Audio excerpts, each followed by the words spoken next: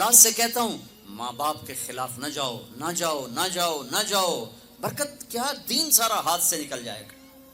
ہمارا تو زمیندارہ ماحول ہے پنجاب کا، میں نے اپنے خاندان کے بتاتا ہوں، بچیوں پہ ظلم ہوتے دیکھے، پھر ان کی فریادیں بھی سنی، پھر ان کے ماں باپ کا ظلم دیکھا، اتنا ہی رہنا ہے، اتنا ہی گزارا کرنا ہے، بس اساں ایک واری تیرا کر دیتا ہے، ہوں اساں کوئی نہیں کرنا، پچھا مڑ کے نہ پیا میں جی میں کرنا ہی کر، ساڈا کوئی ذمہ نہیں۔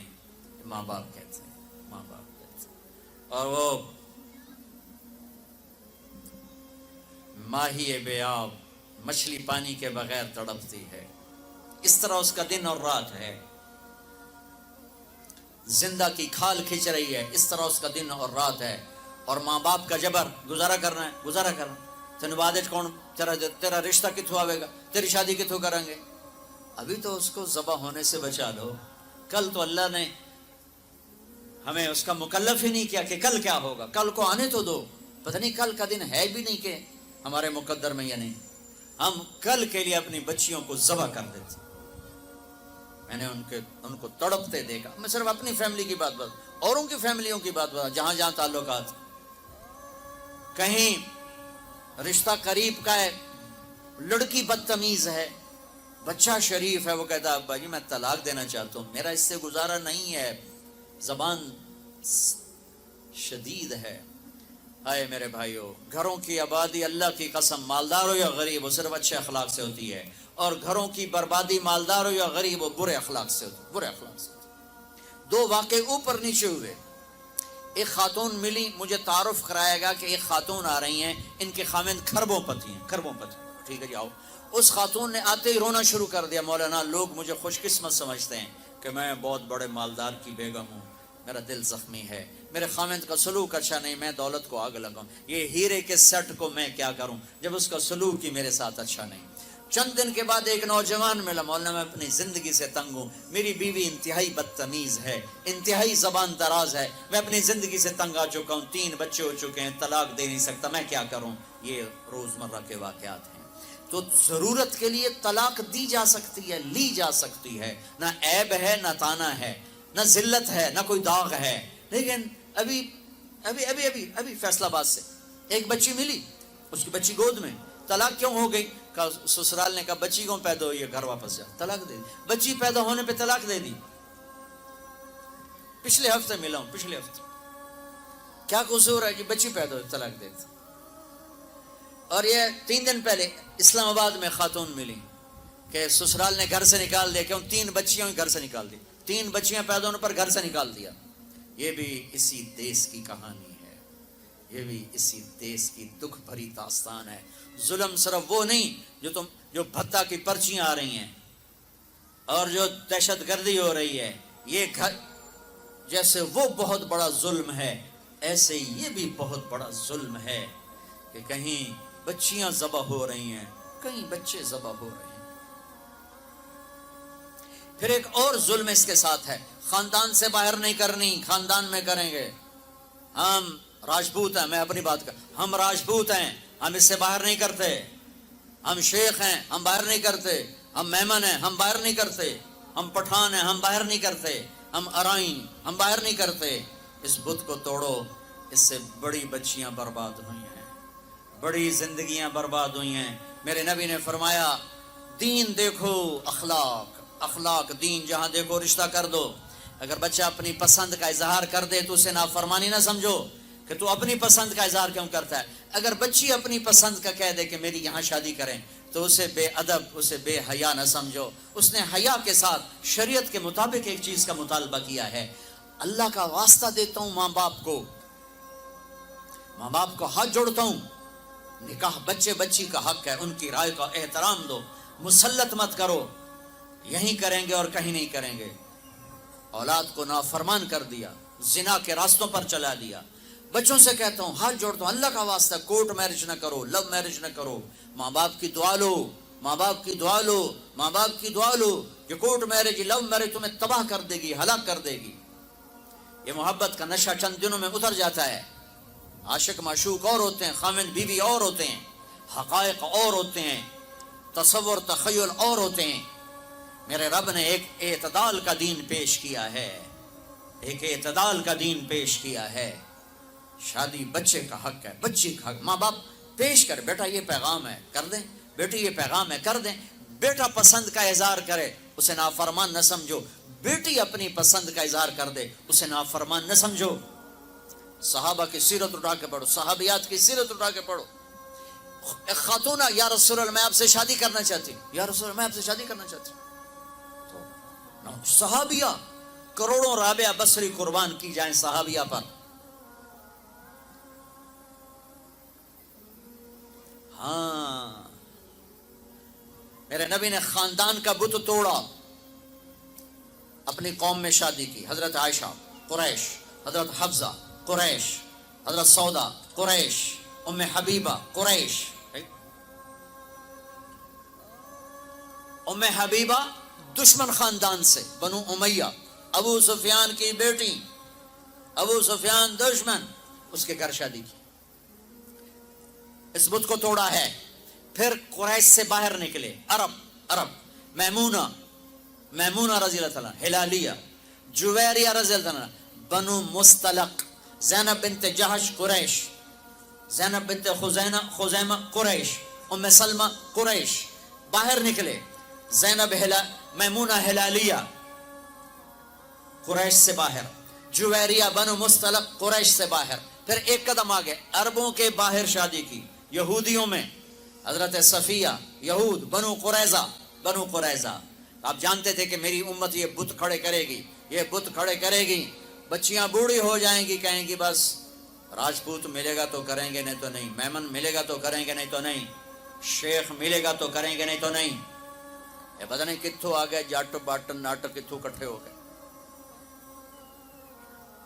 قومیں تو پہچان کے لیے ہیں، نہ کہ ان دیواروں کو کھڑا کرنے کے لیے. پھر اپنی بچیوں کو سنو، میرے نبی نے حضرت زینب کا رشتہ کیا، ابو العاص بنو امیہ، دشمن خاندان. حضرت رقیہ، حضرت عثمان بنو امیہ، حضرت ام کلثوم، حضرت عثمان بنو امیہ. مخالف دھڑے میں حضرت عثمان اپنا دھڑا چھوڑ کے آ گئے، لیکن پیچھے نسبت تو بنو امیہ ہے. ایک بچی فاطمہ اپنے گھر میں دی علی کو، اور وہ بھی کیسے دی؟ ایک حدیث سناؤں. میرے نبی نے فرمایا، ما تزوجت وما زوجت الا بوحی من السماء نزل به جبریل. میں نے جہاں شادی کی، میں نے جہاں بیٹی دی، پہلے آسمان سے جبریل آیا، حکم سنایا، پھر میں نے قدم اٹھایا. ٹھیک ہو گیا. اب حضرت علی رشتہ لے کر آئے، رشتے کا پیغام لے کر آئے، اور آ کر چپ کر کے بیٹھ گئے. آپ نے فرمایا، آپ کو تو پتا تھا علی کیوں آئے بیٹھے. آپ نے کہا علی کیسے آئے؟ چپ، شرم کی وجہ سے. 21 سال عمر تھی حضرت فاطمہ کی، 15.5 سال. پھر آپ نے خود کہا علی فاطمہ کے رشتے کے لیے آئے ہو؟ تو آپ نے کہا انشاءاللہ، اور یہ کہہ کر اٹھ گئے. تو حضرت علی بڑے پریشان سے اٹھے اور باہر آ گئے. باہر صحابہ انتظار کر رہے تھے کہ کیا بنتا ہے. صحابہ نے پوچھا کیا ہوا؟ کا انکار. کہیں انکار؟ وہ کیسے؟ کا کچھ بھی نہیں بولی. تو عبد الرحمن بن عوف کہنے کے کچھ تو بولے ہوں گے. کہا انشاءاللہ کہا تھا. کہا تو ہو گیا. کہا وہ کیسے؟ کہا نبی کا انشاءاللہ ہاں ہوتا ہے. اچھا اب یہ انشاءاللہ کیوں کہا؟ یہ کیوں نہیں کہا کہ ہاں ہو گیا؟ آسمان سے وحی آ چکی ہے، جبریل آ چکا ہے کہ فاطمہ علی کے لیے ہے، یہ جوڑا طے ہو چکا ہے. پھر ہاں کیوں نہیں کی؟ ارے آپ کو سمجھانے بتانے کے لیے. سنو میں کیا فریاد کر رہا ہوں. صرف عبادات کا نام اسلام نہیں ہے، یہ سب اسلام بیان کر رہا ہوں. میرے نبی گھر آئے، فاطمہ جیسی جنت کی شہزادی کو بلایا. بیٹی فاطمہ، علی کا رشتہ آیا ہے، ہاں کر دوں؟ کیا وحی کے آنے کے بعد بھی پوچھنے کی ضرورت تھی؟ جب اللہ کہہ چکے ہیں کہ فاطمہ علی کے لیے ہیں، اور آسمان سے جبریل آ چکے ہیں کہ یہ رشتہ آسمانوں پہ طے ہو چکا ہے، پھر یہ کیوں کہا فاطمہ بیٹی علی کا رشتہ آیا ہے، ہاں کر دوں؟ یہ کراچی والوں کو سکھانے کے لیے، قیامت تک کی امت کو سکھانے کے لیے کہ بیٹیوں سے پوچھا جاتا ہے کہ یہ شادی بیٹی کا حق ہے، یہ نکاح بیٹے کا حق ہے. یہ ایجاب قبول ماں باپ کرتے ہیں یا لڑکا لڑکی کرتے ہیں؟ اور ایجاب قبول کے بغیر نکاح ہو سکتا ہے؟ میرے ایک دوست ہیں چودھری رفاقت منڈی باؤدین، ان کے گاؤں کا ایک بچہ چھوٹی عمر میں بسوں پہ وہ نوکری پہ لگ گیا، وہ کنڈکٹر بن گیا، کلینر کنڈکٹر. وہ ساری زندگی اس میں گزر گئی. استاد جی آن دے، استاد جی جان دے، استاد جی کٹ لو، استاد جی آگے چلو، استاد جی پیچھے چلو. اس کی شادی ہونے لگی. یہ میں لطیفہ نہیں سنا رہا ہوں، صحیح واقعہ سنا رہا ہوں. منڈی باؤدین. اچھا مولوی صاحب آخیا ہاں بھائی پترا فلانے دی دھی تے اے او دا نام تے اے او دا پیو تے اتنا مار میں تینوں دتی تو قبول کیتی. آخر لگا جی آن دیو. تو اس کے بھائی نے اس کو کون نہیں ماری، کہنا جی جان دیو.